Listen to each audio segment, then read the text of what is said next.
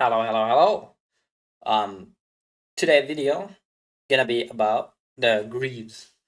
A lot of questions I've seen and new players. So it's also a video I have not done, barring like I don't know day one, day two, when this hero came out, or even before that, you know. But let's start. We have evolved past that, right? So let's talk about Lightning Greaves and go over some combos because people always talk about combos, but not what they are. So let's fire off, with the basic combo. Remember? We have block with these. Very important. We want to get the point values of everything we can.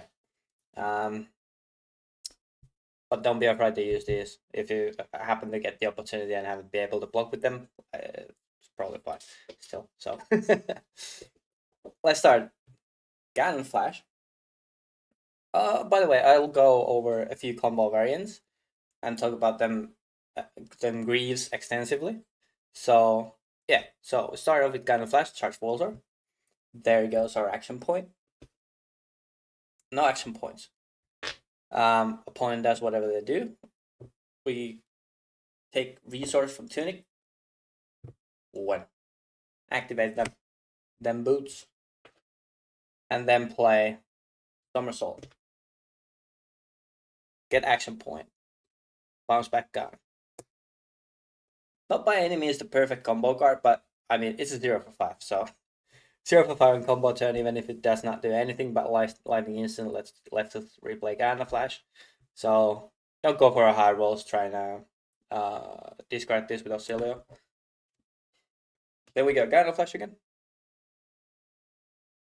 Get 3 on that. Now we have attack 8. Opponent does whatever they do. We go Discharge.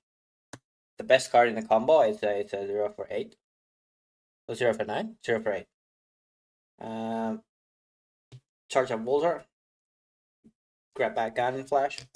Get our action point back. Those have been played. Then we go Ganon again.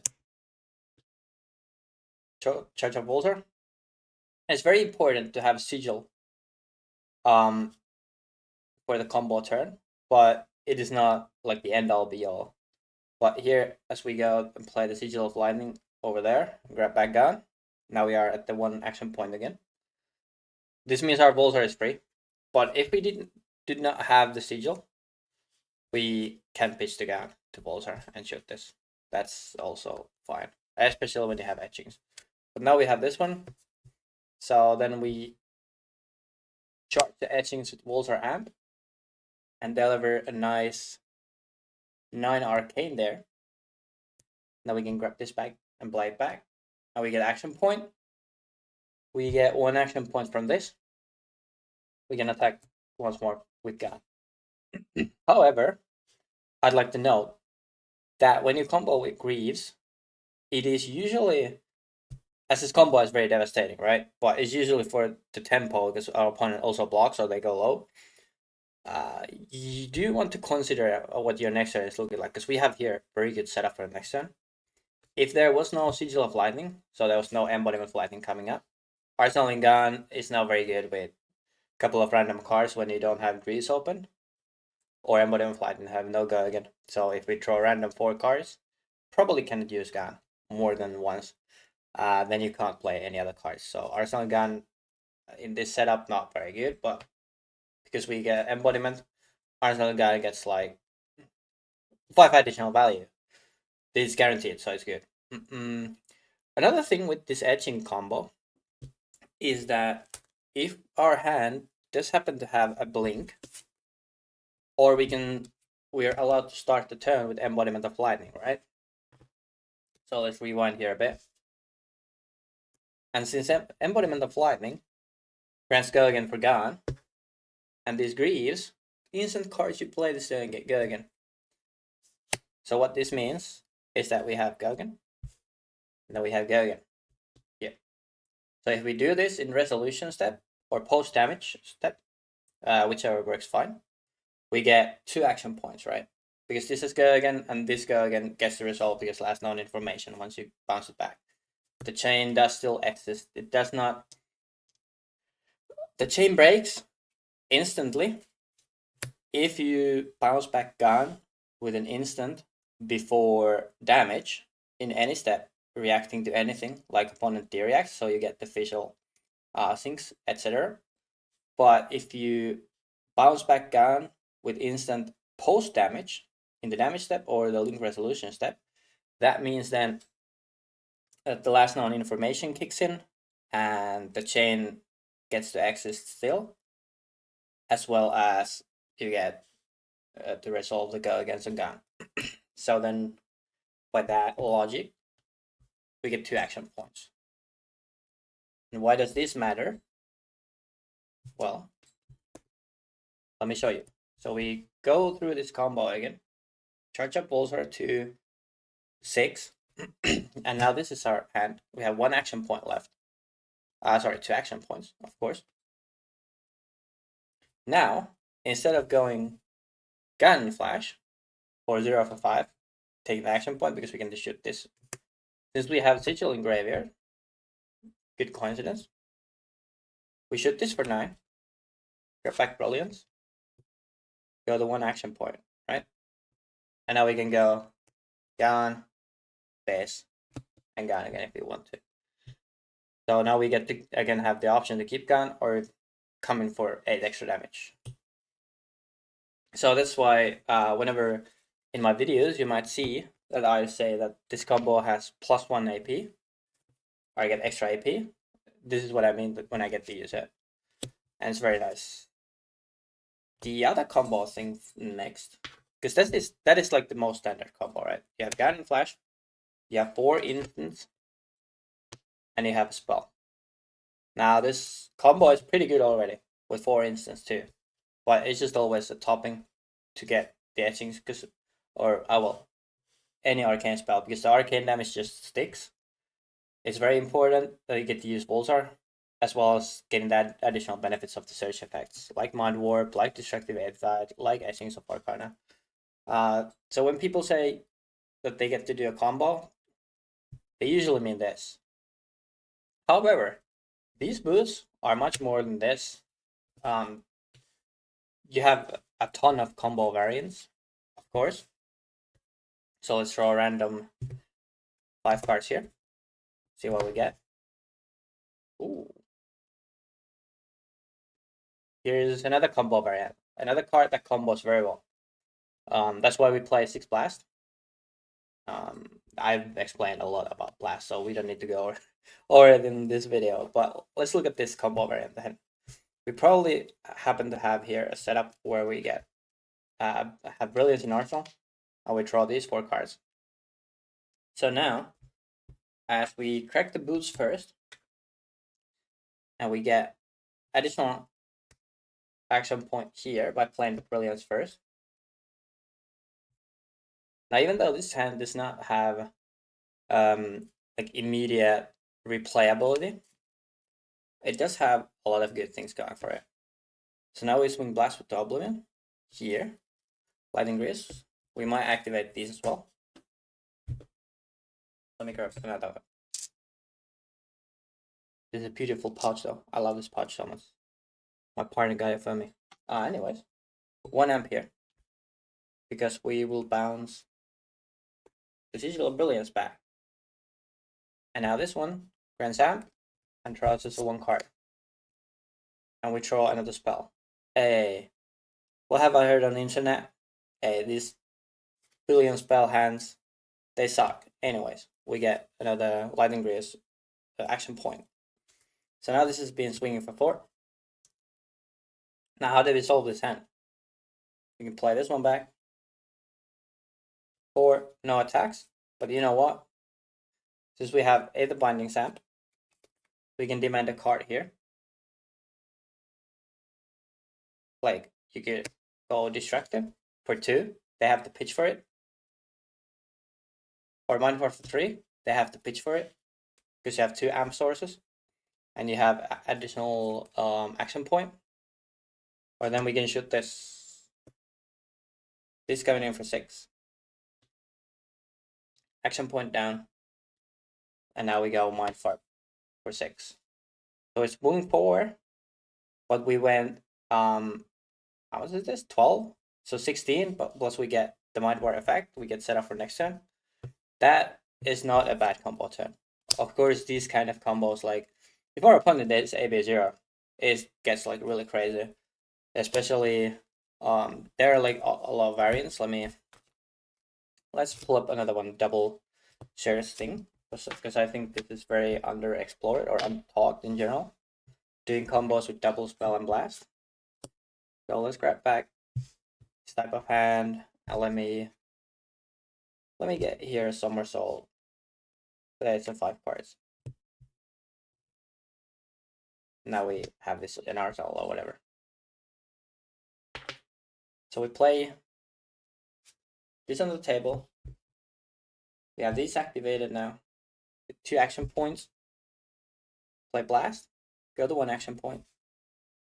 Crack these whenever I want to do this. Somersault works in resolution after damage step.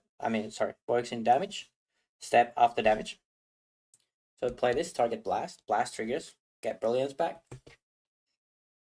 Also, a note here regarding blast somersault interaction. So, blast says when this attacks, the next time you play an instant card, this chain link, you may return target or a permanent. So this means that you cannot respond to this. I mean, you can respond to this, but the target has to be on the field when blast triggers before. So you cannot do stuff like swing with blast, play somersault in response to blast triggering, play brilliance, blast trigger resolves targeting brilliance. You have to have the target on the board when blast triggers. So that's that. We target blast with somersault. Bullseye is at 3. We get brilliance back. We get the bindings. We draw a card here. Sigil of Aether. Really good card with blast again. Like doing combos, it does not have to always be Sigil of Brilliance. Like blast does charge up walls are very fast with pretty much like any sigil. Or aura. Channel lightning value included, of course. So now we grab back this one. And we are at 2 action points. Now we might play Brilliance again. Volter before. Then we go Blast. And then play Sigil of Aether. Bounce back this one. Draw a card. We're not using this one for now. So I try that one. Now, again, we are sort of pricking, but not really, because we are threatening double search again. If they have Arsenal, play Destructive. If they don't have any Arsenal, Destructive, bad. Go like Etchings of Arcana. If they let that through, we get additional Sigil and charge up for Volsar, so it gets +1 damage really. But say they AB2 on it. Fine, that's using the bindings. And then we go Mind Board. All the action points used.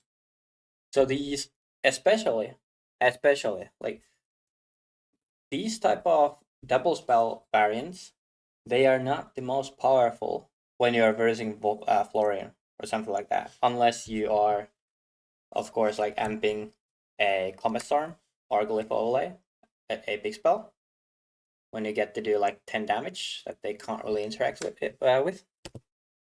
But this type of double, triple, whatever surging, we can't triple surge unless we run high voltage, which we are not doing right now. But anyways, double surging into low AB, especially aggro matchups, like if you solve combos this way into Syndra, I guarantee you get like 20% win rate, like immediately.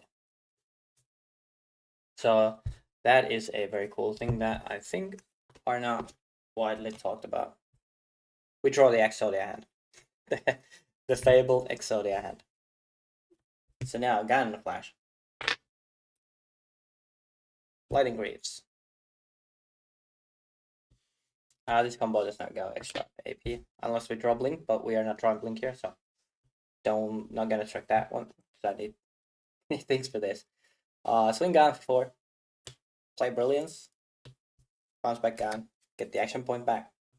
I guess I can use this one. We go blast, oblivion. We play in damage step or reaction step. Somersault. Get that one back. Don't need to use the bindings here. We go, walls are very tall. Draw a card. Hey, another somersault. Link resolves. Back to hand. Now we go gun flash. You see the loop. Play brilliance. Grab back gun flash. This goes to 6. Play blast. This 7. Somersault again, targeting blast. Blast triggers. Grab this one back. Draw a card. Blast comes back to hand. Then we go again, gun flash. By the way, this gun flash is quite unnecessary in this combo. When you loop blast, it's good enough already when you get to the blast somersaulting with sigils into a spell. But this just basically says that every brilliance that you play is +5 damage. So it's like it's a big boy things. So we play again this one. 4. Grab that gun. We get blast. Oh no. We don't have any more somersaults. Anyways. Play conductivity. Bounce this one back. Draw a card. But we can't use blast anymore.